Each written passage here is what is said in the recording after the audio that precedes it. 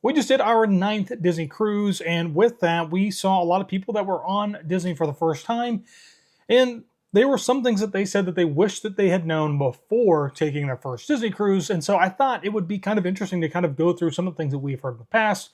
And I think that this video today is going to be really great for you if you have never been on Disney before and it's your first cruise that you've ever taken, but also just because you have cruised numerous times with other cruise lines, there are some things here that you should know before taking your first Disney cruise while even being a seasoned sailor. What's going on, everyone? My name is Josh. Welcome to Travel with Josh and Taylor, and we try to help you guys out with some tips and tricks along the way from our own past travels and upcoming different adventures. Disney theming. This is super important. Disney Cruise Line is like a Disney park at sea with no attractions, of course, but unlike many other cruise lines, which are like floating hotels, Disney incorporates so much of their IP that it's just a non-stop Disney party. It's super fun. It is so interactive. You are fully immersed into the Disney theming. And for some people, though, this is a huge problem. I mean, it's Disney. What would you expect? But, you know, for us, we love that. We love being surrounded by all of the magic that Disney has, even if there aren't really any attractions besides maybe the Aquamouse. And I think it's also really great that you don't have to walk a marathon to ride all the attractions in the theme parks. While you're on the cruise, it's air-conditioned, easygoing, and it's just a lot of fun. Now, everywhere you look on a Disney ship, it is going to have those both subtle and in-your-face Disney themes. From the decor to the food, merchandise, so much more. I mean, it is absolutely everywhere. Something that we have done before, but not recently, is taking a tour of the ship with cast members. So this is something that if you don't know, you can actually take a little tour. It's free, doesn't cost you anything extra. They do these throughout the length of the cruise, and they're going to give you this little behind-the-scenes tour, talking about the ship, talking about some of those creative and artistic details that go into the theming. And it's really great. And each one that you do is a little bit different because it's done with a different cast member who, you know, might think this is a little bit, you know, cooler than something else. So it's a lot of fun. It's also really important to understand just how much a Disney cruise is Disney. And I've kind of already said this, but if you're not really into all of the Disney magic and seeing characters and being surrounded by other Disney fans, this probably isn't something that's going to be for you. If you don't know the movies, especially recent titles like Frozen or Coco, even things like Tangled, you won't probably be able to really appreciate the storytelling and even the entertainment that goes into some of the dining shows that occur on each ship. And we see so many people step on the ship and say, what have I gotten myself into? But it is a lot of fun. And I think if you know this beforehand, it'll help to have realistic expectations. Advanced reservations. This is huge. People on Disney are really quick to book activities both on and off the ship, and we are no exception to that. Based on Disney's loyalty program, reservations are opened up in phases to those tiers. And unfortunately for first-timers, you're going to be the last people to get to pick. So when activities do go on sale at 12:01 a.m. Eastern Standard Time, people will start to book things, and they're going to book everything and anything that they can to try and have the best vacation possible while sailing with Disney. Now, I will say that one criticism that we do have with Disney in this is that you don't actually have to pay for any of these activities up front, which does kind of sound nice at first, but what tends to happen is a lot of people will just book up a bunch of different activities and excursions, and then as we get closer to the sailing, they'll start to drop those things off. It does make it challenging to, you know, book reservations in advance.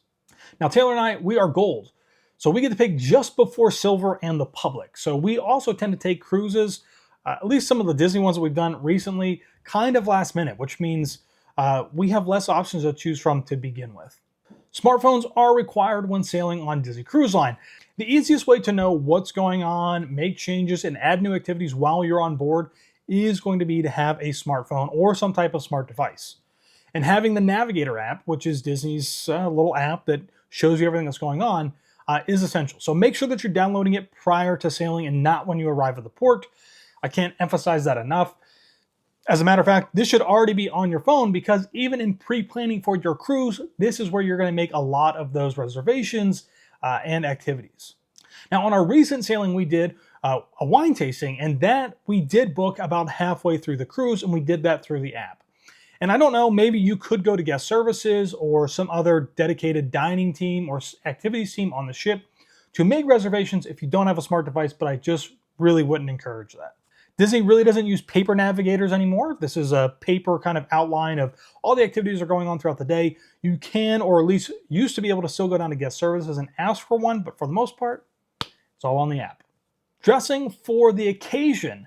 You know, Disney is super casual. It's a lot of fun. It's a place to feel like a kid again while just enjoying the anemones. Okay, don't hurt yourself. The amenities that come with sailing on a cruise. They do have a formal night and a semi-formal night, but it's not required to dress up. So if you don't want to, if you want to still go to dinner in shorts and a t-shirt, you are absolutely welcome to do that. They have what's called cruise casual, and they're not going to stop you from coming into the dining room as long as you don't have wet clothes on and like tank tops, I think, depending on like what you're wearing coming from the pool. Just make sure that you have at least a t-shirt and shorts on. Now, we really love Disney because it's a good mix of smart and casual dress. If you do plan to eat at the adult-only restaurants, which do vary from ship to ship, there will be an additional charge, and you will have to wear a strict dress code with that. We've actually seen people be given jackets to go into Remy's to eat in the restaurant. So keep that in mind. There is a specific dress code for the adult-only restaurants that are also an additional charge. Now, when it comes to theme nights like Christmas time, everyone gets into the spirit, us included. They like to dress for the occasion. When we did the Disney Fantasy a couple of years ago for the Christmas cruise, we had some Disney onesies that we wore to go meet Santa Claus. It was a lot of fun. And more specifically, if you're doing a Pixar or Marvel Day at Sea, people will be dressed up even more. They're going to be dressed up as their favorite Pixar character, as their favorite Marvel character. People really do go all out. Now, if you're a seasoned cruiser and it's your first time on Disney, there are some things that you might miss compared to your other cruise lines that you've sailed with. The one thing that most everyone says is how Disney does not have a casino on board. Gambling doesn't really set with their kind of family standards for the company. And that is true. They don't have any casinos on board. So if you're looking to gamble, you're going to be missing out. Now, they do have bingo, which is gambling. And kids can actually participate in bingo as long as they have a parent with them. So that is a little bit weird. But if you really do need to get a gambling fix, you might need to call a number, but you can also go play bingo. There's also no drink package at all on the ship. They do sell a beer and wine package, which they sell pretty hard, I'll be honest, on the first day. You know, it's still an option, I guess, if you want that. If you're going to be drinking cocktails, you are going to pay for that up front, and it is going to add up quickly.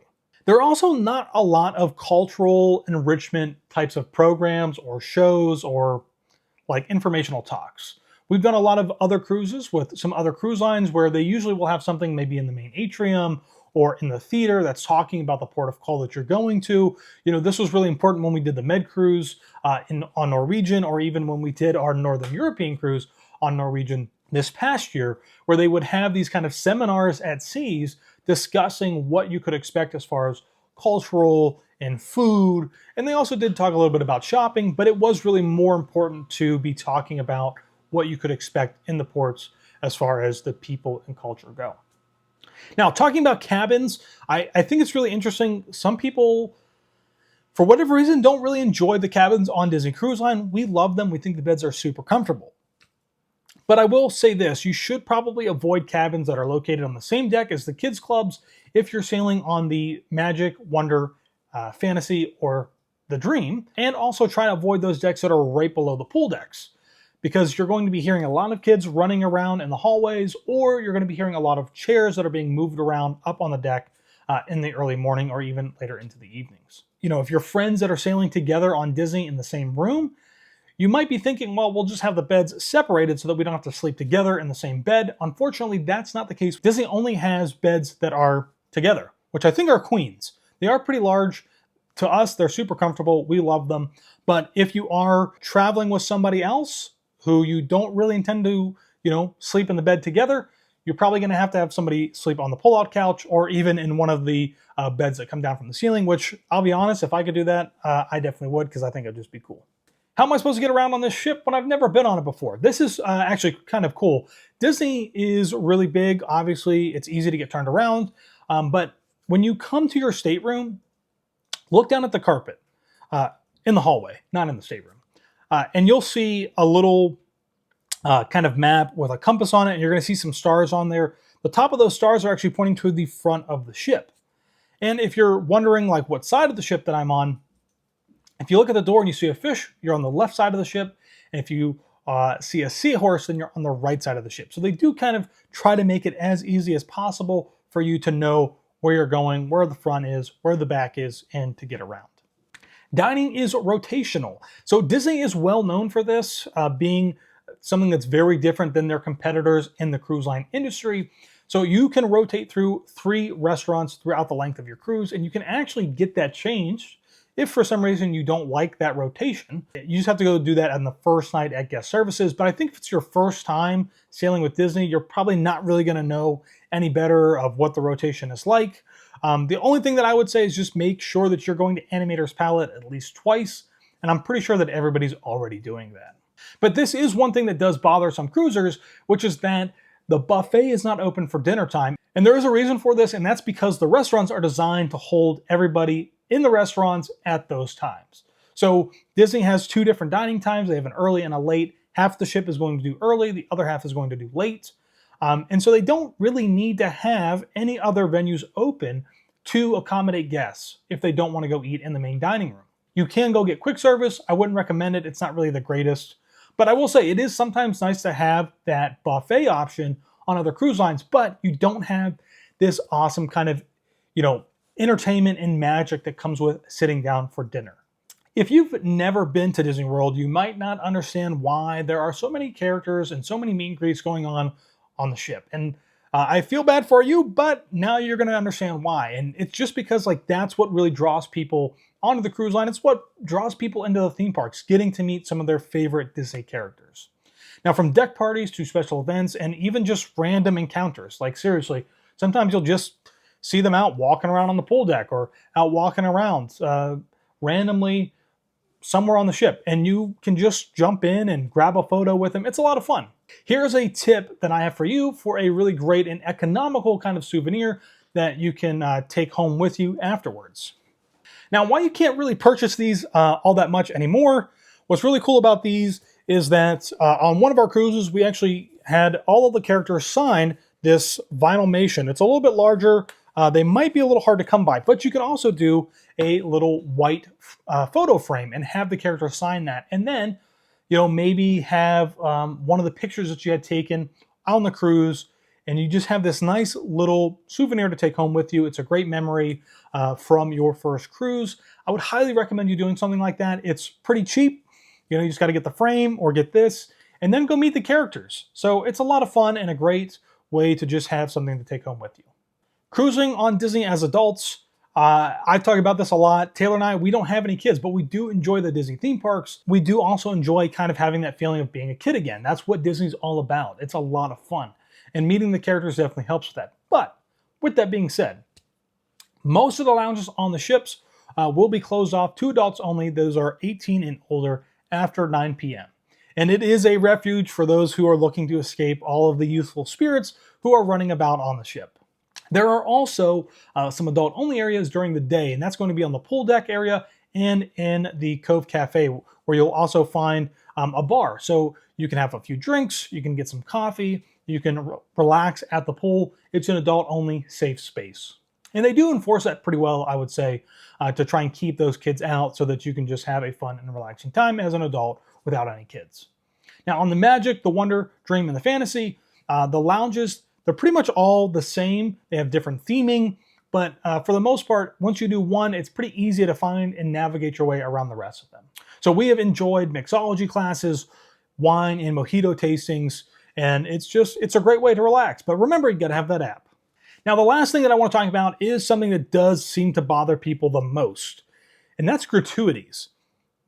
Now, if you've sailed before, whether it's with Disney or not, you know what gratuities are. These are basically the tips that you're going to pay for your room attendant who's coming in to clean it up and take care of you throughout the week. But you're also usually tipping for the staff who are in the main dining room and even sometimes bartenders.